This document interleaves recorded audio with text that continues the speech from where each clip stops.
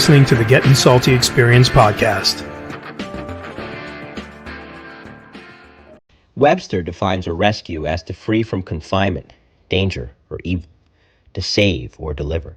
A great deal of the information we obtained about the rescue companies of the FDNY is taken from the research of Rescue 1 firefighter, author, and historian Paul Hashagen and Lieutenant Mike Penna of Rescue 2.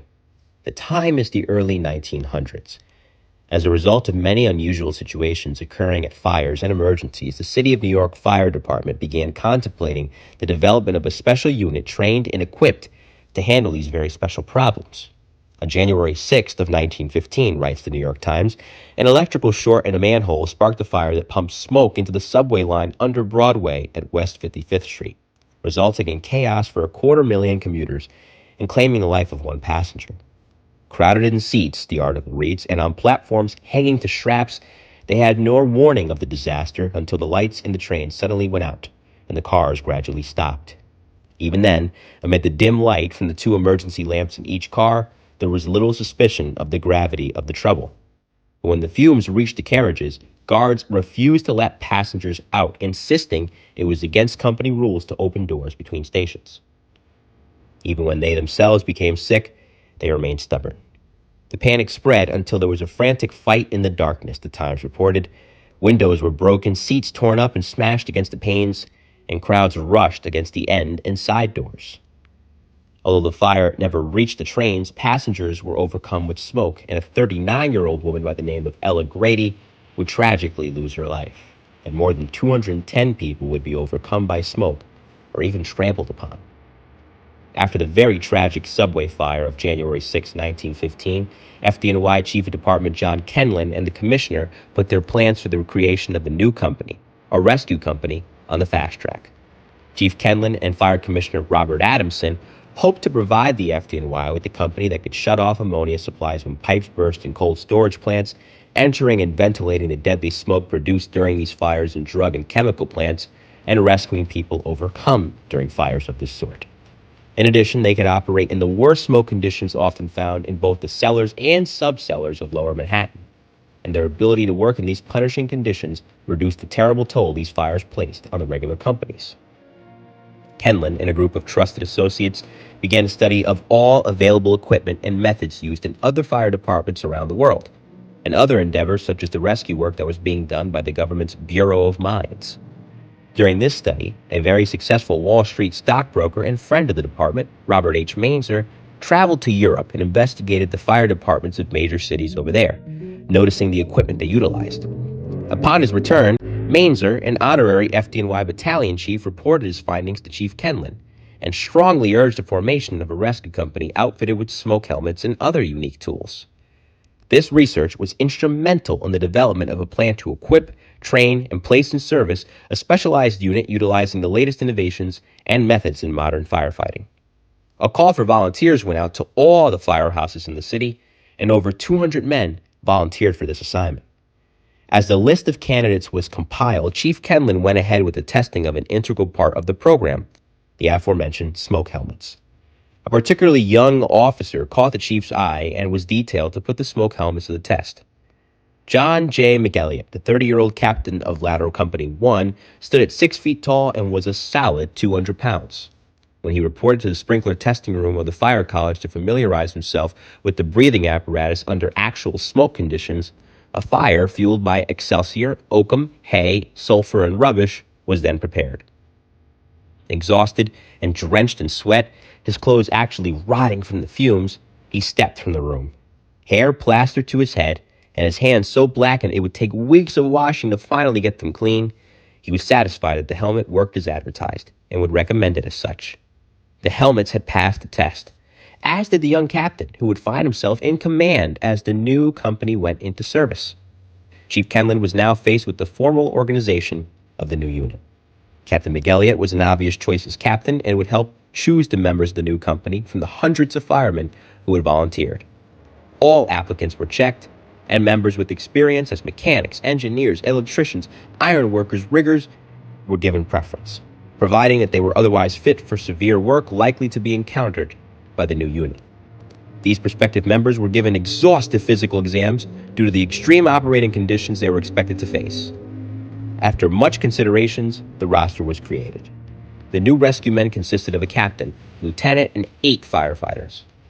They were announced on the department orders and assigned to FDNY Training School on East 67th Street, which is now the current quarters of Ladder Company 16 and Engine Company 39. The original members, besides Captain McElliott, who transferred over from Hook and Ladder 1, were as followed. Lieutenant Edwin A. Hotchkiss, who transferred over from Hook and Ladder Company 21. Fireman First Grade Thomas Kilbride from Hook and Ladder Company 1 as the chauffeur.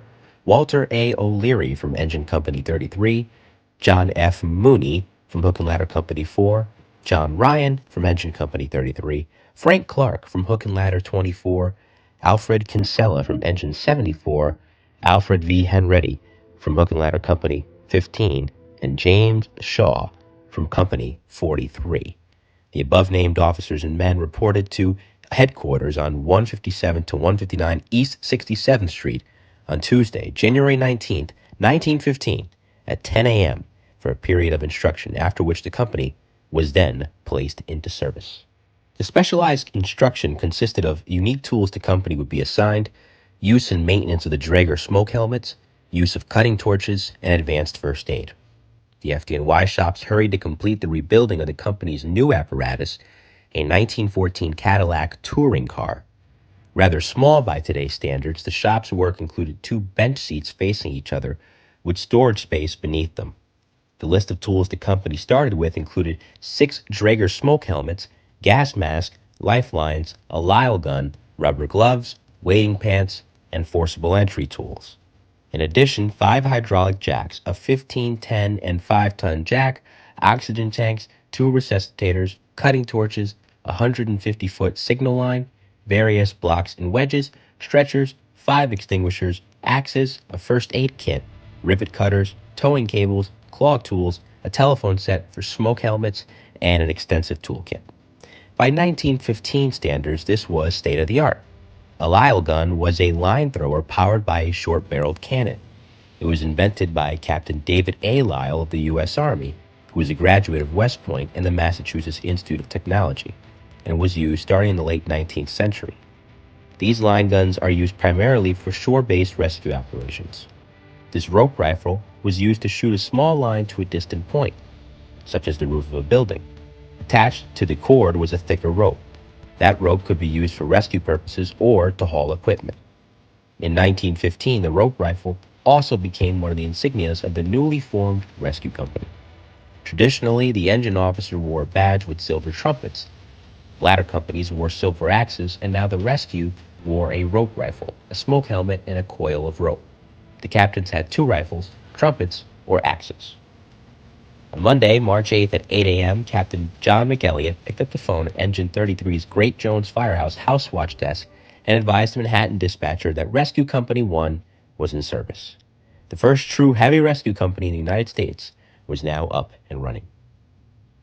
During its first year of operation, the company responded to 86 alarms. These incidents included removing quantities of nitric and sulfuric acid, a pull motor case, a subway construction collapse, several cellar fires, a ship fire, and several ammonia leaks. The New York City newspaper The Evening World ran this story on March 12, 1915. A special call for Rescue Company Number 1, the new smoke helmet organization of the fire department, saved Chief John Kenlin from having to turn in a second alarm for a serious fire at numbers 231 and 233 Green Street at 3 o'clock this morning. The chief went to a call box and with the Morse key and using the Morse code, sent in the rescue company's special call. 2-way pause, 2-way pause, 2-way pause, the box number 1. Lieutenant Edwin Hotchkiss and the rescue company men arrived a few minutes later. Donning their smoke helmets, started into the cellar of 233. The lieutenant led the way and others followed. Hotchkiss had a rope around his waist and the others clung to that as they groped the smoke. They located the heart of the fire in the basement of 231 and promptly returned and got 2 lines of hose, which they put out the fire in 20 minutes. The damage was $10,000. It was clear now one of the things the rescue company could do that no other fire company could was operate in noxious fumes. Their smoke helmets gave the protection they needed to utilize their special training and tools even in the worst of conditions. As a new decade began, Rescue Company 1 was having a major impact at fires and emergencies with greater frequency, as the chief officers in command of their operations had a better idea of what the company could do. The company was proving the old military proverb correct: the difficult we do immediately, the impossible takes a little longer. On January 22, 1920, units responded to a smoky fire in the ballroom of the Ritz-Carlton Hotel on 46th Street and Madison Avenue. A fire started in an insulated vault and spread to a ballroom, halting a wedding that was in progress. The flames also extended to a third-story addition to the hotel. Fireman after fireman fell to the dense smoke and heat and were moved to a temporary emergency set up in the hotel's main corridor. Conditions were so severe that a battalion chief was sent home suffering from temporary blindness brought on by the acrid smoke. Rescue Company 1 arrived under the command of Lieutenant Blessing. They snugged down their helmets and went to work. Tank after tank of oxygen was changed as the rescue firemen worked in relays for 7 hours, extinguishing the fire. In all, the rescue men changed out 22 tanks for the smoke helmets. Several rescue men suffered blistered necks and ears, and the fire was extinguished despite the dense smoke and extreme heat conditions. With the 1920s also came a new rig and new quarters for Rescue Company 1. They moved from Great Jones Street to the quarters of Engine 30 at 278 Spring Street. Rescue 1 and 9 Manhattan engine companies responded to Staten Island on board 2 ferry boats to help battle a blaze at the National Lead Company. This May 2, 1920 fire would end up going to 3 alarms and was the first time the Manhattan companies ever responded to a fire in the borough of Richmond. Rain was in the forecast for September 16th of 1920, but as the bells of nearby Trinity Church rang in the noonday hour, the corner was its usual hive of activity. Bank clerks and stockbrokers swarmed around the building fronts, and the streets were clogged with automobiles and messenger boys. Few in the lunchtime crowd paid any notice to the battered horse-drawn wagon parked in front of the assay office, nor the driver that had anxiously dropped the reins and hurried off down the street. The final ring of the church bells was still hanging in the air at 12:01 when the 100 pounds of dynamite concealed in the wagon detonated with an ear-splitting roar. That was the loudest noise I'd ever heard in my life, J.P. Morgan employee Andrew Dunn later remembered. It was enough to knock you out by itself. The blast derailed a streetcar a block over and sent debris soaring as high as the 34th floor of the nearby Equitable building. Pieces of the wagon's ill-fated horse lay at hundreds of yards away. Stockbroker Joseph B. Kennedy, the father of future President John F. Kennedy, was lifted clear off his feet by the concussion, as were many others. Those closer to the wagon were consumed in pillars of flame or cut to pieces by the hundreds of pounds of metal fragments, most likely iron sash weights that had been cruelly piled on top of the bomb to act on shrapnel. I saw the explosion, a column of smoke shoot up in the air, and then saw people dropping all around me, some of them with their clothing afire, a witness later told the New York Sun. Next came a rain of glass from shattered windows, and drenched streets and nearby offices. The inside of the Morgan building was raked by debris. One piece crushed the skull of 24-year-old clerk William Joyce as he sat at his desk. To the many World War I veterans on hand, the devastation at Ground Zero was eerily reminiscent of a battlefield. Wall Street was rendered a no-man's land of spattered blood, broken glass, and charred bodies. The air was thick with smoke and soot, and severed limbs littered the ground. Almost in front of the steps leading up to the Morgan Bank was the mutilated body of a man, wrote reporter George Weston, who had escaped injury by ducking into a doorway. Other bodies, most of them silent in death, lay nearby. As I gazed, horror-stricken at the sight, one of these forms, half naked and seared with burns, started to rise. It struggled, then toppled, and fell lifeless into the gutter. The first FDNY units rolled into a devastating scene. The streets and sidewalks were covered with dust, debris, splintered wood, shards of glass, burning automobiles, and the mangled bodies of the dead, the dying, and the injured. A second alarm was immediately transmitted. As the vehicle fires were extinguished, members of Rescue 1 and other companies began treating the injured strewn across the street and sidewalks. First aid stations were organized and ambulances hurried the injured to nearby hospitals. This act of terrorism took a terrible toll. 44 people were killed and more than 100 seriously injured. With the success of Rescue Company 1, the department brass decided it was time to double their capabilities by establishing a second rescue company, this one in the borough of Brooklyn. The catalyst for the formation of Brooklyn's Rescue Company was a fire aboard a submarine located within the Brooklyn Navy Yard. Rescue Company 1, located in Manhattan, was assigned to respond for use of their special equipment, which included smoke masks. The significant spread of the fire aboard this particular ship, given the lengthy response time of Rescue 1, is credited as the reason for the formation of Rescue Company 2. As before, the call went out and volunteers submitted their names for consideration.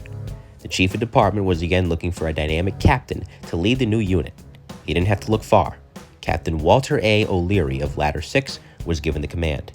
O'Leary had joined the FDNY in 1909 and was one of the original members of Rescue 1 when it started in 1915.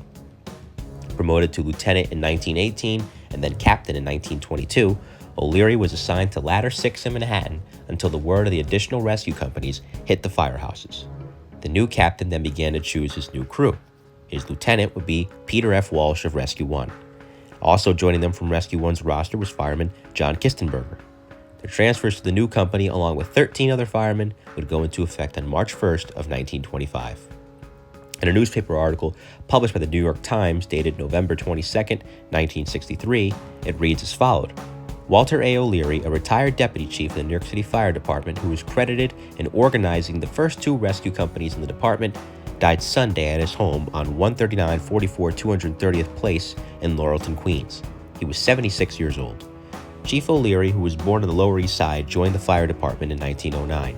During his rise through the ranks, he earned 2 Medals of Honor and 12 other departmental unit citations for heroic rescues at fires.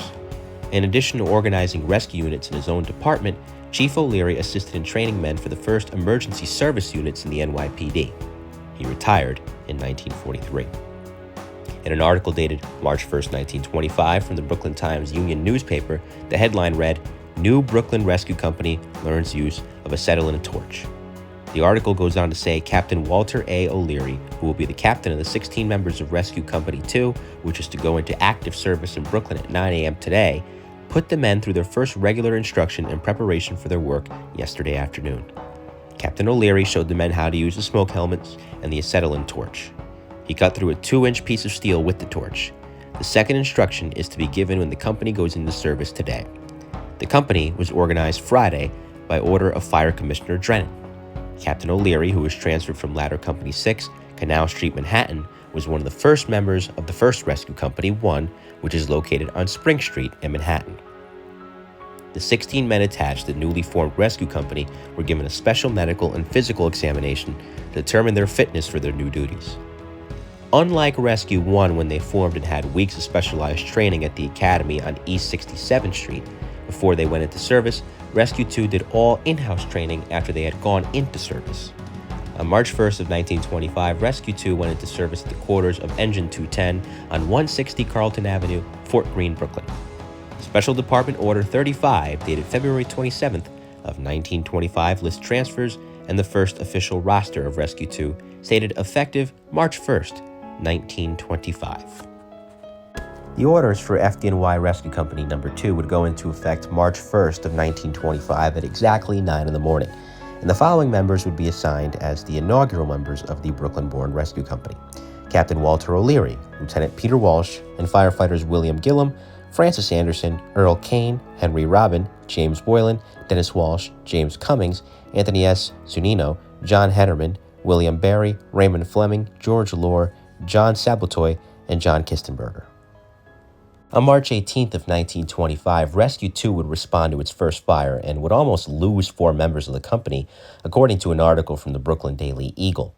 The article would go on to say that in action for the first time since their group was created 3 weeks ago, Captain Walter A. O'Leary and 3 firemen of Rescue Squad No. 2 would have narrow escapes from death at 4 a.m. today and were carried down 50-foot extension ladders by comrades from the smoke-filled top floor of a 3-story loft building at 133 Furman Street, occupied by the Bard Rag Company. Captain O'Leary was removed to Cumberland Hospital suffering from smoke inhalation, and fireman William Doherty was taken to Long Island College Hospital. Fireman Cummings and Zerno would be revived by ambulance surgeons. The fire was discovered by a dock watchman who ran a quarter of a mile to the firebox at Furman and Montauk Street to turn in the alarm. When the first apparatuses arrived, the fire had spread to all parts of the building and was threatening the nearby Norway House, a lodging place for immigrant Scandinavian girls, along with several loft buildings. Battalion Chief Flaherty would subsequently send in the second alarm, thus summoning Rescue Squad 2, as well as fireboats from Manhattan. Doherty, Cummins, and Zerno would follow Captain O'Leary into the building, and John Sablinski was standing at the top of a ladder ready to go through when a backdraft shot a flood of smoke through the building. The fumes for an instant overcame Sablinski at his perilous position at the top of the ladder, and he would have fallen 50 feet to the ground below had not fireman William Hinderman on the rung below him pinned his legs to the ladder. Sablinski was able to immediately discern the unconscious forms of the 4 firemen who preceded him on the floor of the smoke-filled room, and calling to his comrades, entered the room. He was followed by Henderman and Robert Hetzenberger, and the 3 passed the overcome firemen to comrades, who relayed them down the ladder. One of the smokiest fires in the history of the FDNY occurred on Easter Sunday, April 20th, 1935. At 1 minute past noon, Brooklyn Box 482 was transmitted for a fire in a 60 by 160 5-story warehouse of the New York Dock Company. The building was part of a 3,000-foot long row of continuous warehouses along the East River waterfront and was filled with tons of rubber and tar paper. Due to the extremely thick and impenetrable smoke, Rescue 2 was called 10 minutes into the fire. Rescue 1 was special called and joined forces with Rescue 2. Using mask and smoke helmets, the rescue companies vented the iron shutters. Under extreme conditions, rescue men then pressed into the blazing warehouse trying to get a foam hand line into position to hit the rubber-fueled flames. Finally, the tremendous heat and numerous backdrafts forced the rescue men from the buildings. The operation had to switch to a completely defensive position. For the next several days, companies poured more than 10 million gallons of water on the blaze. 5 alarms later and more than 100 people treated for smoke inhalation, that fire was finally brought under control. As the city expanded and more buildings were added to the landscape, so too did occur the rise of fire duty and emergencies. And with this rise came the need for the FDNY to add 2 additional rescue companies. On May 27th of 1931, Rescue 3 and 4 were organized. Rescue 3 located at 341 East 143rd Street inside the quarters of Hook and Ladder Company 17, and Rescue 4 at 6418 Queens Boulevard, the quarters of Engine Company 292. During 1939, the department took delivery of a completely new style of rescue truck. The vehicle had a 4-door crew cab and a futuristic slanted roof design. This Ward LaFrance rig also featured an A-frame crane in the rear. The headline from the New York Times dated Sunday, August 13, 1944 reads as follows. Half of Luna Park, Coney Island destroyed by fire as 750,000 bystanders look on. Flames swept over an 8-acre area causing $500,000 in damage in a raging battle with firefighters resulting in 14 alarms being sounded. Now by today's standards, that's about $9 million in losses. The buildings and concessions that were destroyed were mostly frame construction, and they burned like matchwood. The flames had made considerable headway before the fire department units had arrived, and Fire Marshal Thomas Brophy states that there was an unfortunate delay in sending the alarm. It seems to be of accidental origin, started in the washroom of the Dragon's Gorge, caused by a short circuit, probably caused by overloaded electrical wires. In total, 62 fire companies responded to the park, including Rescue 2, and fought the flames from 3:45 p.m. to after 5 p.m. until the fire was eventually brought under control. On Saturday, July 28th of 1945, Lieutenant Colonel William Franklin Smith, Jr. of Watertown, Massachusetts, was piloting a B-25 Mitchell bomber on a routine personnel transport mission from Bedford Army Airfield, Massachusetts. Due to thick fog, the aircraft was unable to land at LaGuardia Airfield as scheduled. The pilot requested to divert to Newark Metropolitan Airport in New Jersey. Smith asked for clearance to land, but he was advised of 0 visibility. Proceeding anyway, he became disoriented by the fog and turned right instead of left after flying dangerously close to the Chrysler Building on East 42nd Street. At 9:40 a.m., the aircraft crashed into the north side of the Empire State Building, between the 78th and 80th floors, making an 18 by 20 foot or 5.5 meter by 6.1 meter hole into the offices of the War Relief Services and the National Catholic Welfare Council. One engine shot through the south side opposite the impact and flew as far as the next block, dropped 900 feet, and landed on the roof of a nearby building and caused a fire that destroyed a penthouse art studio. The other engine and part of the landing gear fell down an elevator shaft, and the resulting fire extinguished in 40 minutes. The Empire State Building fire is the highest structural fire to be brought under control by firefighters. Upon impact, the plane's wings sheared off as the engines and fuselage ripped a hole 18 feet wide and 20 feet high in the outer wall of the 78th and 79th floors, at that point 950 feet above the street. The bomber's gasoline tank also exploded, sending flames up to the 86th floor observation deck. One of the plane's engines hurtled across the 78th floor, crashing through the south wall and plunging through the roof of a 13-story loft building below. Rivers of flaming gasoline poured through the 78th and 79th floors, setting fire to everything combustible. Burning fuel ran down the hallways, elevator shafts, and stairways. Box 681 was pulled by a passing fire officer at 9:52 a.m. Arriving units were confronted by 3 separate, serious fires. The point of impact, the elevator shaft below the street in the 13-story loft building. The largest, most intense fire was on the 79th floor. 17 engine companies, 4 ladder companies, and members of Rescue 1 operated 15 standpipe hand lines to extinguish this large area of fire. Other members of Rescue 1 went to the blazing elevator pit in hopes of reaching people in fallen elevator cars. The members of Rescue 1 breached a hole through the wall to reach the damaged. They were able to remove one badly burned woman from the car. Members of Rescue 1 treated several other persons in the cellar before making their way to the upper floors. Rescue 3 operated at a 5th alarm on February 6th of 1946. According to the New York Times, a spectacular 5-alarm fire swept through the 2 upper floors of a 5-story building of the old Ebling Brewing Company on the east side of St. Anne's Avenue opposite 157th Street in the Bronx. After the fire was almost out, fireman Chester Sisk fell from the 4th floor through the ceiling of the 2nd floor and was believed to become wedged in the masonry between the 2 floors. He was later rescued and taken unconscious to Lincoln Hospital. 8 other firemen were slightly hurt. The plant consists of 4 connected gable roof structures, one of 6 and the other of 5 stories. Erected at different times and regarded as one building extending from 156th Street to 158th Street and from St. Anne's to Eagle Avenues, the first was built by the Ebling family in 1868. Firemen fought the blaze from the 6-story portion from the roof of the bottling plant on the Eagle Avenue side and from the roof of a 3-story ice cream plant north of the brewery. For the first time in many years, a water tower was sent into the Bronx from Manhattan. The St. George Ferry fire in Staten Island occurred on June 25th of 1946. Rescue 2 operated for 9 hours, water and foam lines, as well as cutting holes in piers for distributor insertion. Flames devastated the St. George Ferry terminal, killing 3 people and injuring 280 more. The equivalent of 9 alarms were transmitted, with fire engines steaming through the Holland Tunnel from Manhattan and over the Bayonne Bridge to reach the fire. In December of 1946, Rescue 1 operated at 2 major fires where the buildings collapsed. The first fire was on Wednesday, December 11th, at an abandoned ice house at 489 West 183rd Street near Amsterdam Avenue. Manhattan Box 1753 came in at 5:45 p.m. for fire on the roof of the ice house.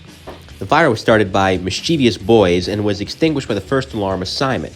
The fire building, unoccupied for 8 years, and the former home of the Knickerbocker Ice Company, was adjacent to a 6-story tenement where 28 families lived.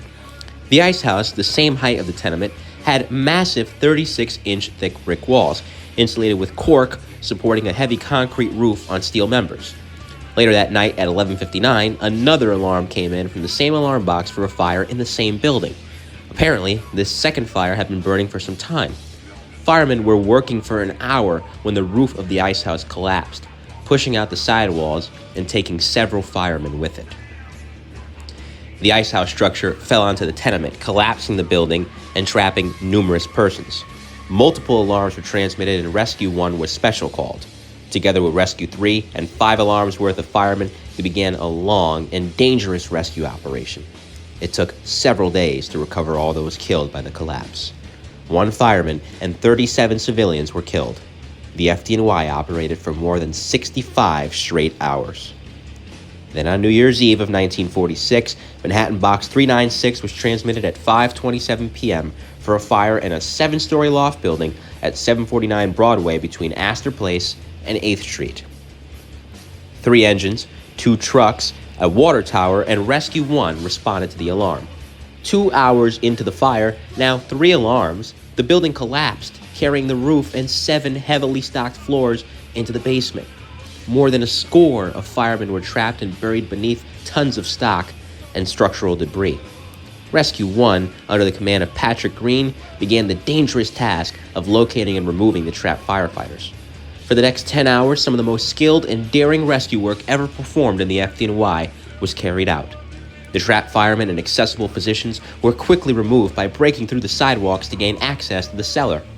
However, 4 members were trapped in very deep and dangerous positions.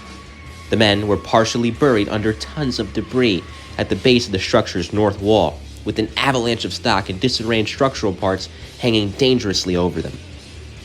It was decided the safest access was to breach the wall of the adjoining building. Using pneumatic drills, a diamond-shaped opening was cut through the wall at a point directly opposite the members. As the operation commenced, Rescue 2 was special called. Once the opening was completed, 9 torturous hours of delicate, dangerous work began. Using almost every tool on the rescue rig, from snips to handsaws, jacks, trench braces, and block and tackle, the rescue men worked nearly in every position, from flat on their backs to suspended upside down.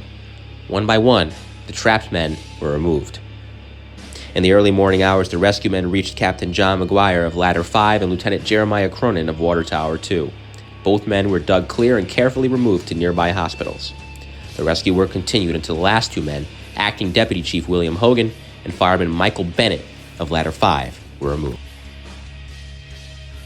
The SS Hawaiian Farmer Fire of May 11, 1947. Compressed air demand masks were used to combat a fire located below decks in a rope locker. In addition to advancing a line to the seat of the fire, Rescue 2 would cut holes in the steel bulkhead for ventilation purposes.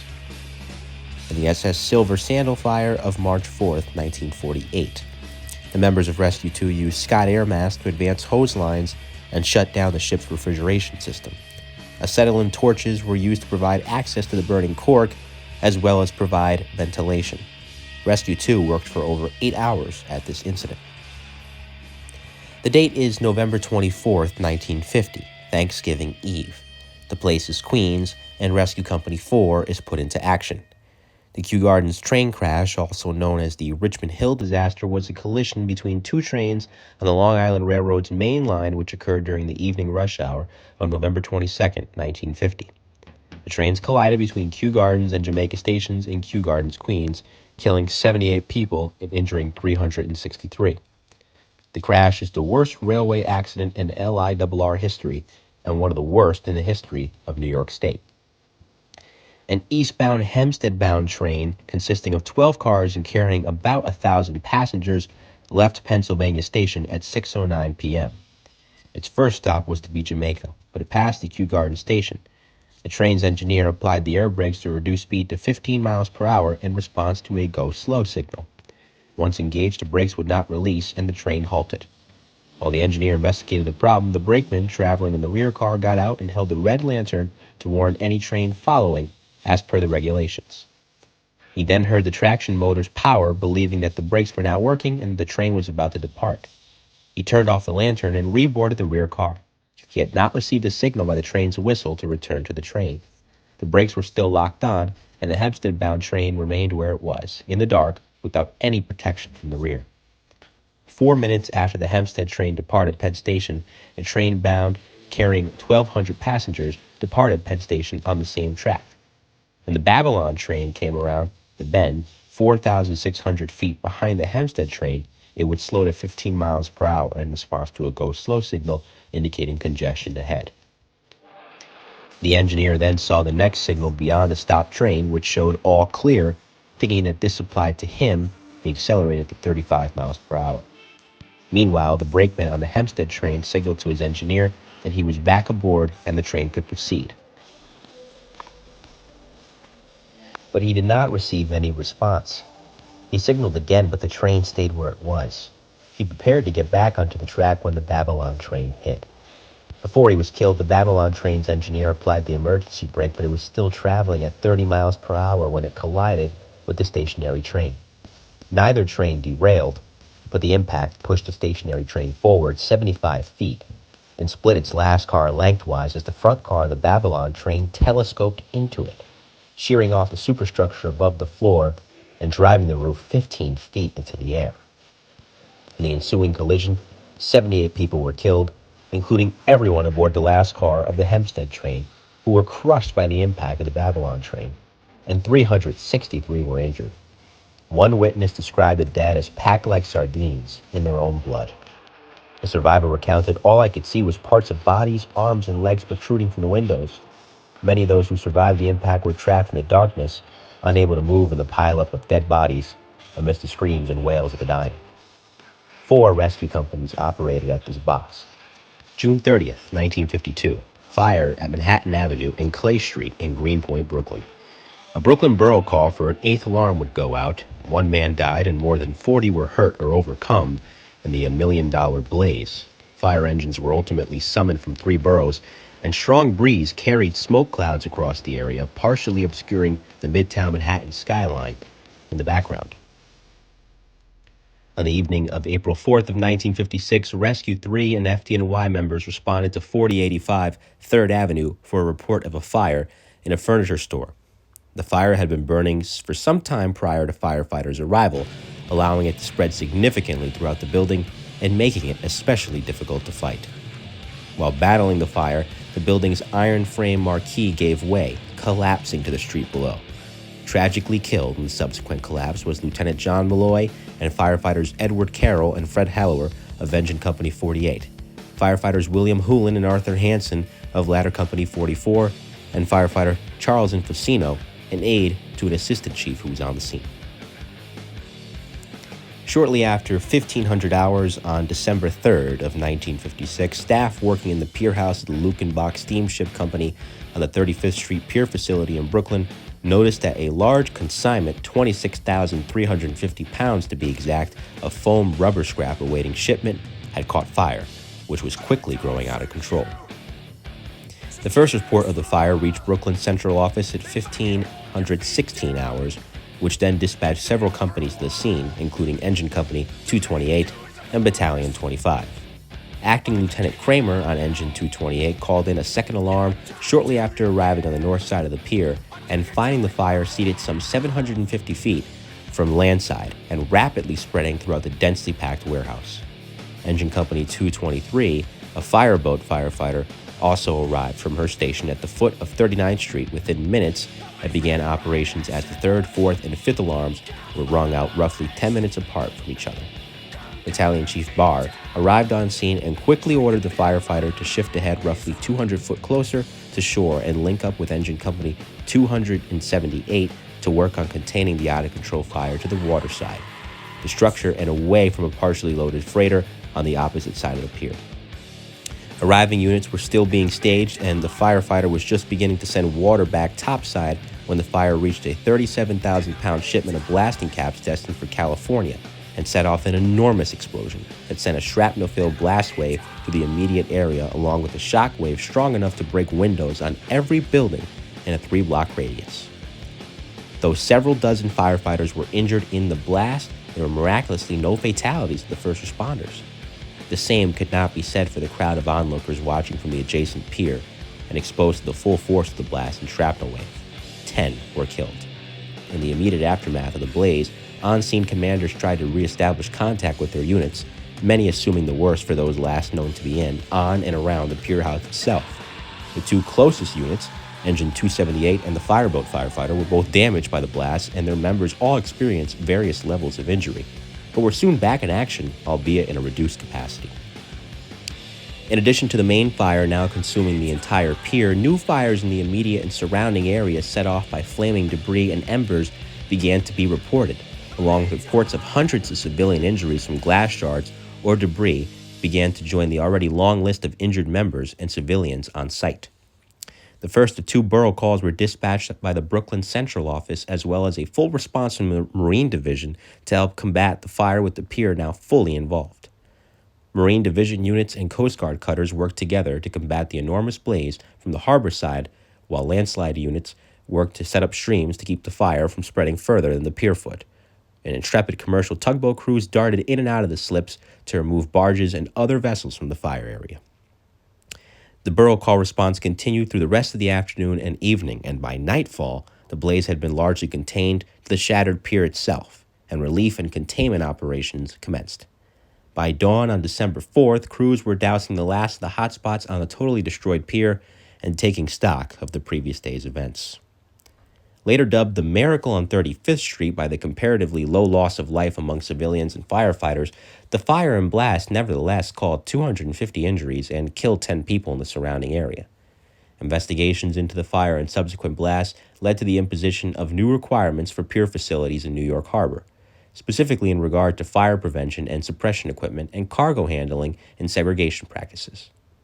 While certainly effective in preventing another occurrence like the fire at the 35th Street Pier, the regulations also came at a time when most steamship companies could ill afford additional expenses in their port operations, which, along with containerization and foreign competition, led to a prolonged period of pier and port abandonment in New York Harbor. On February 14th of 1958, shortly after 6 p.m., employees of the Elkins Paper and Twine building at 137 to 139 of Worcester Street, Manhattan, heard the sound of breaking glass. Upon investigation, the employees saw reflections of flames in the windows across the street from their building, indicating their building was on fire. Manhattan Fire Communications received a call at 6:23 p.m. for a report of fire and would dispatch engine companies 13, 30, 33, 44, and ladder companies 29 and Rescue Company 1, as well as Battalion 4 and Battalion 2. Fire Patrol 2 was also dispatched. The New York Fire Patrol was created by the New York Board of Fire Underwriters, which mission was to discover fire and prevent losses to insured properties. Fire was present on the upper floors of the building, and a heavy smoke condition engulfed the building. At 6:35 p.m., as the firefighters of Ladder 20 were venting the roof, a loud rumbling sound became present. Captain Thomas McGrath of Ladder 20 and a firefighter dove for windows on the side of the 8-story building, and they were eventually pulled to safety by fellow firefighters. Tragically, however, firefighter Bernard Blumenthal of Ladder 20 and firefighter William Schmid of Ladder 1 died in the collapse. Joseph D. Devine of Fire Patrol 2 was on the third floor deploying tarpaulins when the rumbling sound began. As the noise of the rumbling increased, Fire Patrol member Devine quickly positioned himself next to a sidewall when the floors began to collapse. Unfortunately, Fire Patrol member Devine and additional members of the Fire Patrol, Louis Brazotti, Michael Tracy, and Sergeant Michael McGee, had no escape route. Screams from the trapped men could be heard by people on the street, alongside sounds from the collapsing building. Firefighters started digging feverishly looking for the trapped members. There was a threat of a secondary collapse as the firefighters worked. Winter storm conditions heavily affected the efforts of the firefighters as the temperatures were dropping to the single digits alongside a strong wind chill and snow. Nearly 200 firefighters with 65 pieces of equipment worked through the night digging through the debris in hopes firefighters and Fire Patrol members survived the collapse. At 10:15 p.m., firefighter Schmid and firefighter Blumenthal were discovered in the rubble. Firefighter Schmid was taken to Bellevue Hospital, where he was pronounced dead on arrival. Firefighter Blumenthal was taken to St. Vincent's Hospital and succumbed to his injuries. It became apparent that the rescue effort for the 4 missing fire patrolmen would go on for days. Early Saturday morning, Acting Chief of Department Arthur Massett and Fire Commissioner Edward Kavanaugh put out a call over the department radio for firefighters to volunteer to come to the scene and help with the search. An impressive response of 500 off-duty firefighters came to the scene, braving the 9 inches of snow and the extreme cold, looking to help in any way possible. The off-duty firefighters relieved the exhausted and weather-affected firefighters that operated at the fire since the alarm was transmitted. On Saturday afternoon, signal 5555 was transmitted to all FDNY firehouses, signaling line-of-duty deaths. As a result of this collapse, 2 firefighters, Bernard Blumenthal of Ladder 20 and William Schmid of Ladder 1, and 4 Fire Patrol members, Sergeant Michael McGee, Louis Brazotti, James Devine, and Michael Tracy, all perished in the collapse. New York Times headline of March 20th, 1958 reads as followed: 24 killed in Broadway Loft fire, 15 injured, some leaped a street, trapped victims panic in smoke. 15 people hurt and 24 persons died amid chaos and panic yesterday in a 5-alarm fire in a loft building at 623 Broadway. Rescue 1 responded to Manhattan Box 55341. It was the home of the Monarch Company garment factory. It was 3:55 p.m. when a textile drying oven located on the 3rd floor exploded. Flames from the gas explosion roared overhead and across from the rows of wooden work tables and sent workers on that floor running for the fire exits. The workers on the floor above, however, were not that fortunate. There, nearly 40 people were forced towards the windows at the front and rear of the building, as flames poured up from the stairs below. The first and second due ladder companies, 20 and 9 respectively, made many spectacular rescues over their aerial ladders. Members of Rescue 1 made many rescues from inside the building, as the conditions on the 4th floor were forcing some workers to jump. Captain John T. O'Hagan and Fireman John T. O'Rourke of Rescue 1 were placed in the Roll of Merit with Class 111 awards. Fireman Harold B. Anderson received a Class A. With the hazards of Manhattan constantly changing, it was decided to move Rescue Company 1 to Midtown. On April 25th of 1960, the company moved into the quarters of Engine 65 at 33 West 43rd Street. On December 16, 1960, a United Airlines flight bound for Idlewood Airport, now known as JFK International Airport after the late President John F. Kennedy, in New York City collided in midair with a TWA Lockheed L-11049 Super Constellation descending towards LaGuardia Airport. The Constellation crashed on Miller Field in Staten Island and the DC-8 in Park Slope, Brooklyn, tragically killing all 128 aboard the 2 aircraft and an additional 6 victims on the ground. The accident was the world's deadliest aviation disaster at the time and remained the deadliest accident in the history of United Airlines. The accident became known as the Park Slope plane crash. The terrible aftermath of the worst air disaster in history. In a Brooklyn street lies the shattered wreckage of a jet transport which collided with another airliner in murky New York skies. The jet plummeted into a brownstone residential section, killing an estimated 7 persons on the ground, as well as 84 passengers and the crew. The impact area was a shambles of shattered tenements and business shops. 10 apartment buildings were set afire, and a borough-wide alarm sounded.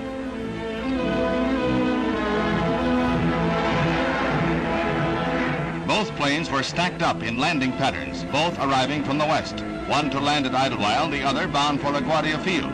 Normally, they would have been separated by miles, but apparently the jet was 11 miles from where it should have been, straying into the flight path of the other plane with catastrophic results.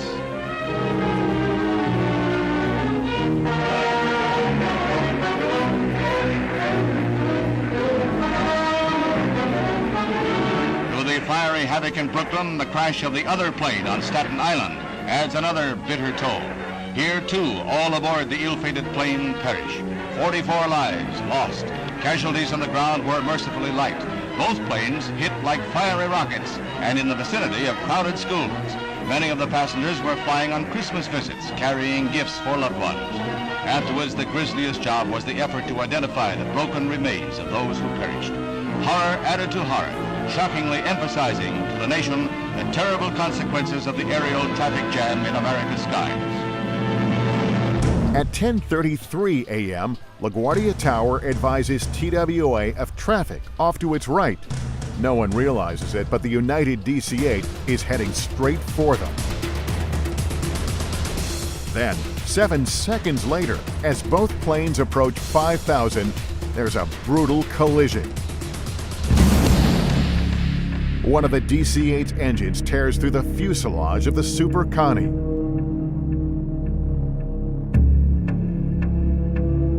The TWA plane breaks into pieces and goes down on the spot, crashing in Staten Island's Miller Airfield.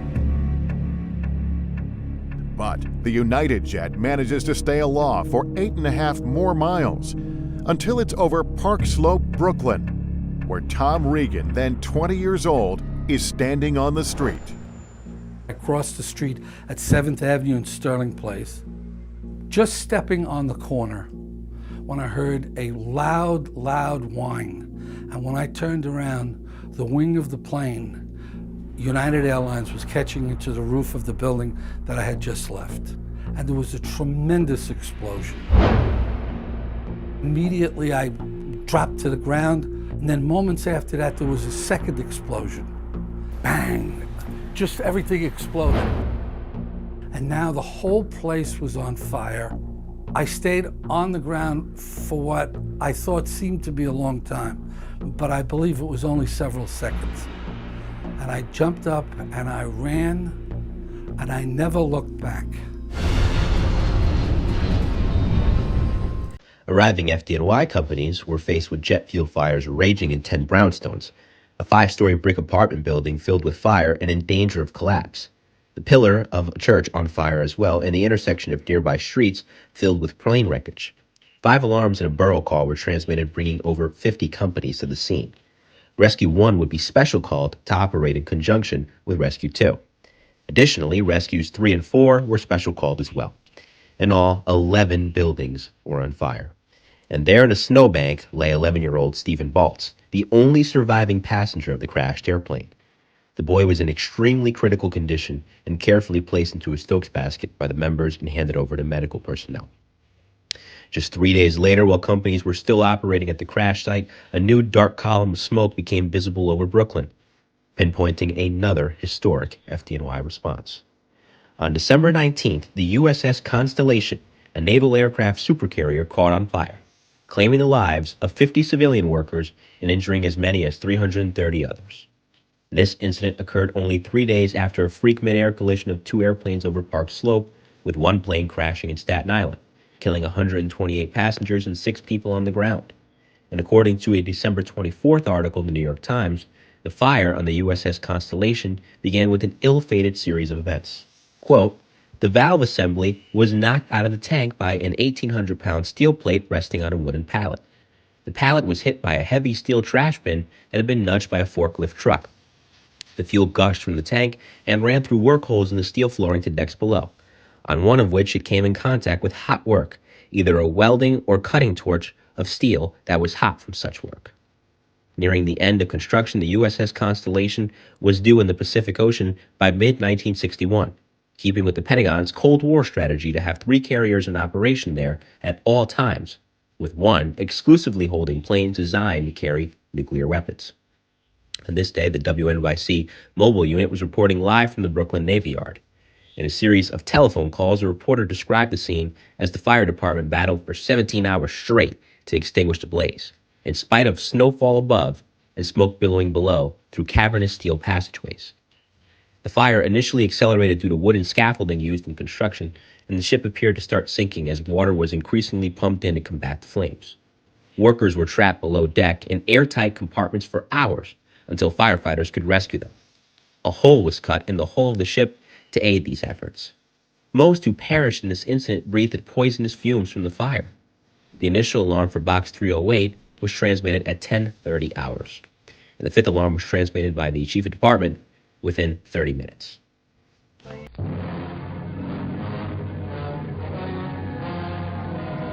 The gutted hull of the aircraft carrier Constellation lies in the Brooklyn Navy Yard under keen-eyed scrutiny by a Navy court of inquiry. A 12-hour inferno ripped through the nearly completed vessel to take the lives of 47 workers.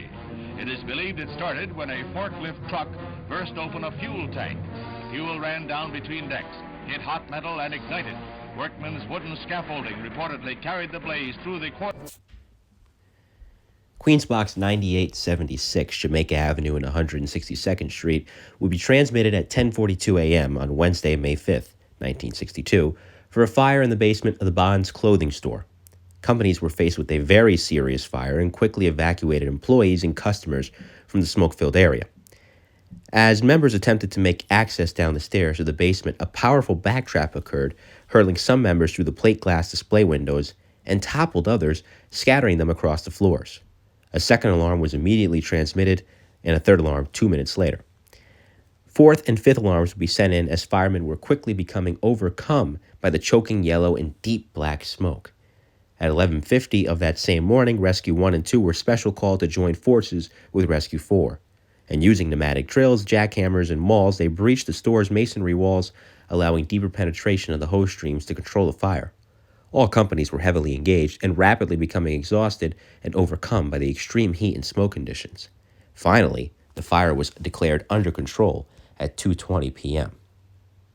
Effective 9 a.m. of June 1st, 1962, the response and operations of Rescue Company 5 in accordance with instructions outlined in General Orders 23, 30, and 68 of 1948 shall be discontinued. The following procedures and instructions shall govern such discontinuance. 1. The instructions in General Orders 23, 30, and 68 of 1948 and any other orders, directives, or communications relating to the response or operations of Rescue Company 5 shall be revoked in their entirety. 2. The disposition of the apparatus assigned to Rescue Company 5 shall be under control of the Division of Repairs and Transportation. 3. The disposition of tools, appliances, and special equipment assigned to Rescue Company 5 shall be under the control of the Bureau of Fire. The necessary changes on alarm assignment cards will be prognosed on department ordered. 5. The packaging, marketing, and storage of records shall be under the supervision of the division commander. The division commander of the 8th Division shall forward a report to the Bureau of Personnel and Administration indicating the storage location of Rescue Company 5 records.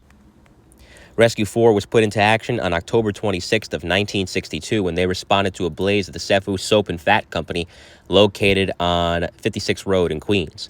First arriving firefighters faced huge flames, thick smoke, and intense heat at the two-story building. Tragedy struck when a sidewall and part of the second floor gave way, trapping 20 firefighters on the first floor. 14 were saved, but 6 were buried under considerable debris and perished at the scene. An article from a 2012 edition of Newsday states that it was half a century ago when the knock came on the door of her home in Merrick at 3:30 a.m., and Joyce Egan knew immediately it was bad news about her New York City firefighter husband, whose name was Francis. Actually, I heard banging on the door, and I knew what it was, she recalled Friday as she stood at the site where her husband died on October 26th of 1962. They came and told me. I was 24 years old. I had a 2-year-old son. I just shook and shook. I just remember standing there and shaking. Egan, 74, who now lives in Riverhead, was among dozens who joined some 200 New York City firefighters Friday at the spot near Kosciuszko Bridge, where 6 city firefighters perished when they were buried under a wall and ceiling that collapsed after they had extinguished a fire in a soap factory in Queens.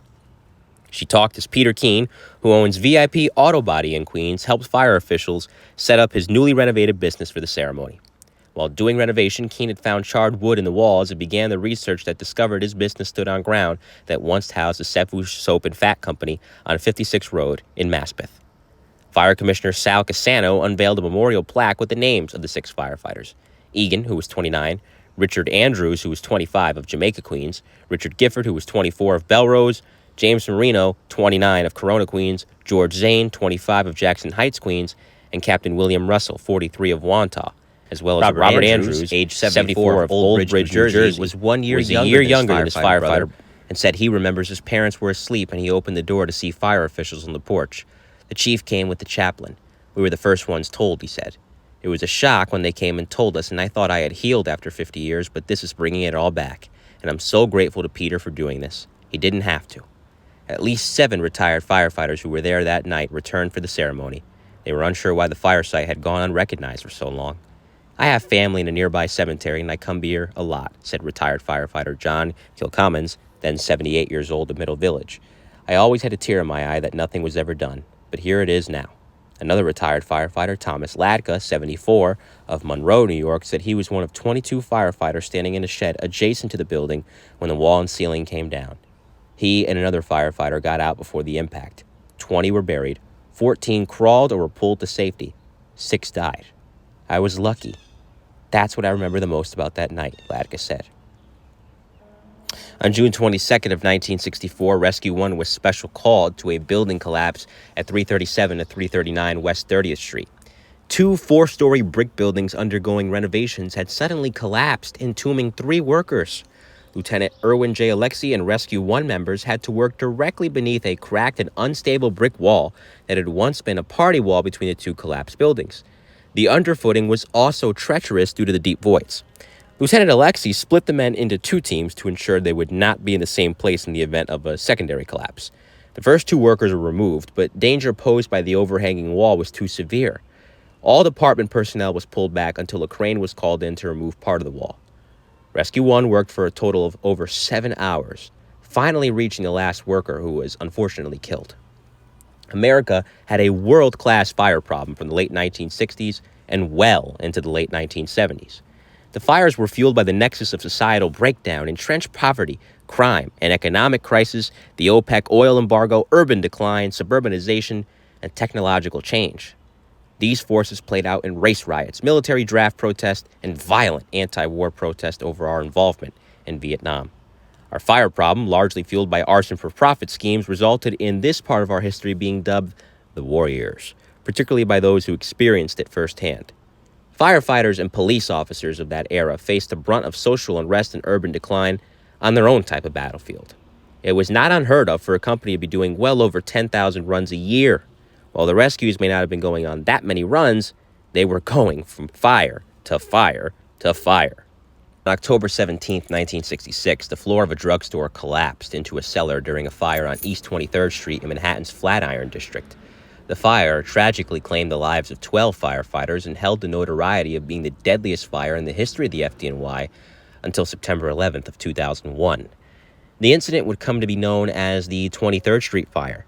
Herb Brown, his wife Marion, and their 4 children lived in an apartment on the top floor of a 4-story brownstone on 7 East 22nd Street in Manhattan. The first and second floors of the building housed Brown's art gallery and frame shop, and the third floor was occupied by a lamp store. At approximately 9:30 that evening on October 17th of 1966, Marion smelled smoke and asked her husband to investigate. He went downstairs and could see smoke coming from a skylight on a rear extension of the building. He evacuated his family, and his wife reported the fire. The call was received at 9:36 p.m. The initial assignment included engines 14, 3, and 16, ladders 3 and 12, as well as a battalion chief and deputy chief. The smoke that Herb observed from the skylight had originated in the building's cellar, which housed drums of lacquer and other supplies for art and framing. Members of the first arriving engine company 14, were met with intense heat and dense smoke as they descended the cellar stairs and attempted to advance to the seat of the fire. They were unable to make much progress, and because of the untenable conditions, the company was ordered to retreat to the sidewalk and operate their 2.5-inch hand line into the cellar from there. While Engine 14 was advancing to the cellar, the next arriving engine company, Engine 3, stretched to the second floor and conducted a search. 10 minutes after the initial call, an automatic fire alarm was received for Wonder Drugs and Cosmetics at 6 East 23rd Street, a 5-story building of ordinary construction located immediately behind the initial location. Additional commercial occupants of that building included a candy shop and lingerie shop. Battalion 7 and Ladder 3 were directed to the drugstore to investigate the alarm and attempt to gain access to the rear of the 22nd Street building. Because companies were not making sufficient progress and the fire was believed to have extended, a second alarm was then transmitted, and that brought engines 1, 5, 18, and 33, as well as Ladder 7 to the scene. And as with many older cities in America's Northeast, buildings in New York City routinely extended to the property lines and share walls, known as party walls, and other features with adjacent structures. And that was the case on 7 East 22nd Street and 6 East 23rd Street. And though the firefighters on scene were unaware, the cellars had actually been reconfigured because in 1961, a load-bearing party wall that formed the border between the two buildings had been removed, and a block partition was constructed 35 feet into the rear of the 23rd Street portion of the cellar. This space was used by the frame shop to store drums of lacquers and other refinishing chemicals, as well as other supplies and finished products. Because of the shared cellar, the building department considered these buildings to be one and the same, but the removal of the cellar wall was not approved by the department. Ladder 3 and Engine 5 were assigned to investigate the conditions in the cellar of the 23rd Street building, and the drugstore had the only access to the cellar from the 23rd Street side, and access from the 22nd Street side could only be made through the brownstone. The engine crew stretched a hand line down to the cellar, and the ladder crew searched, finding smoke and a block wall, but no fire. They were under the impression that they had checked the entire cellar, but were misled of the location of the rear partition. And firefighter Nicholas Sicaro was standing at the top of the stairs and felt a large volume of air rush into the cellar. as if the fire was taking a breath. He alerted the firefighters in the cellar that something was wrong. They retreated up the stairs as the collapse occurred and engulfed the cellar. Some members suffered burns as they climbed through the flames and intense heat. Lieutenant Royal Fox of Ladder 3 stayed back to ensure that the last firefighter made it to safety. The situational awareness of firefighter Sicaro and the selfless actions of Lieutenant Fox saved the lives of their fellow firefighters. At the same time, Engine 18 and Ladder 7 were operating on the first floor at the rear of the drugstore and reported light smoke, but not that much heat. They were accompanied by Battalion Chief Walter Higgins. Suddenly, a large section of the floor collapsed into the cellar inferno. The terrors gave away in large chunks, leaving nothing behind for the firefighters to grab onto. 10 firefighters fell into the cellar inferno as the fire flashed over on the first floor. 2 additional firefighters, Rudolph Kaminsky and William McCarran, who had attempted to warn the others of the changing conditions, would ultimately suffer fatal burns at the rear of the store. A member of the fire patrol, Edward Papasil, had seen where the companies were operating prior to the collapse and drew a sketch of their location in the store, making it possible for rescue crews to locate them quickly. Sadly, their efforts would end in the worst of ways. The fire and collapse took the lives of 12 firefighters, leaving more than 30 children without fathers and 12 wives as widows.